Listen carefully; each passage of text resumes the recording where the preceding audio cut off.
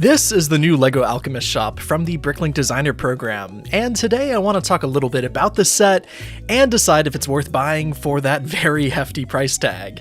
Now, it's immediately obvious that the designer behind this set was heavily inspired by the blacksmith that came out back in like 2021. I was a huge fan of that set, and even though I've torn apart my copy for its pieces, I'm glad to see a sequel of sorts come out. Dark green is one of my favorite colors, and I just adore how this building looks. The roof has got this beautiful gradient of different greens, and this oversized potion protruding out of the side, which I think is a great way to mark what this building is for, and it also gives off this awesome fantasy touch that's missing from most other castle sets. On the opposite side, we'll find a chimney, which I've got to praise a little bit here. I love how they use jumper plates to kind of slowly narrow the chimney up as it climbs the building.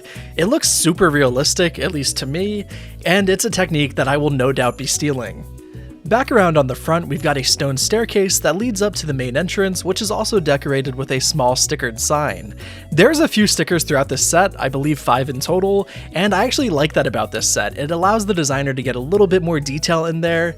And speaking of interiors, I really appreciate how detailed these ones look, and just how packed each room feels. It's definitely selling that antique store vibe that I associate with fantasy alchemist shops. I don't know if that makes any sense, but I hope you know what I mean. They just feel packed full of different trinkets and stuff on shelves. It feels very homey, but also mystical. I love it. Now, with this building, you also get a horse-drawn traveling potion cart, and this thing just looks amazing. It's a cute little build that, again, is just packed full of different wares. I think it looks great.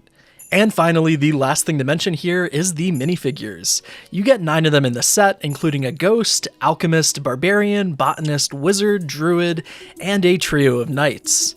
I'm happy to see them using the new factions from 2025 in this set, but I also like that they made use of some more generic minifigure parts for the alchemist and other minifigures.